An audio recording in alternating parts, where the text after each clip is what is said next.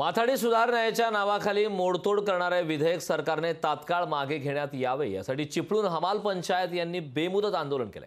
यावेळी आंदोलनाला 100% कामबंद ठेवून 100% प्रतिसाद दिला।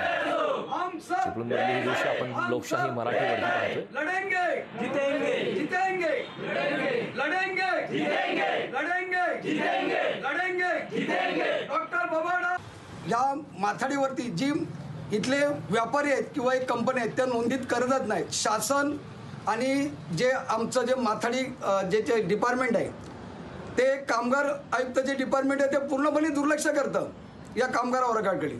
त्याच्यामुळं आमचं एकच मागणी आहे की पूर्णपणे शासनाने या आमच्या मागण्या मान्य कराव्या आणि पर्यायाने आमच्या ह्या चिपळूण हमाल पंचायत आणि रत्नागिरी जिल्ह्यातला आम्हाला माथाडी बांधवांना हा न्याय द्यावा। रत्नागिरी व सिंधुदुर्ग जिल्हा माथाडी मंडल आज या ठिकाणी रत्नागिरी जिल्ह्याला पूर्ण डॉक्टर बाबा आढाव यांनी नेतृत्व आपलं दिलेलं आहे। आज त्यांच्या नेतृत्वाखाली आम्ही इथं या ठिकाणी चिपळूणमध्ये संघटना कार्यरत आहेत। ज्यावेळी बाबा आढाव आम्हाला आदेश देतात त्यावेळी त्यांच्या आदेशाचं आम्ही पालन करतो। त्या सरकारने आमच्याकडं लवकरात लवकर त्याचा पाठपुरावा केला पाहिजे आणि त्याचप्रमाणे आमचा जो माथाडी कायदा आहे तो पूर्णपणे ते थांबवण्याचा प्रयत्न चालला आहे। त्यासाठी आमचा माथाडी कायदा आहे तो पुढे चालू राहिला पाहिजे असं मी सरकारला सांगू इच्छितो।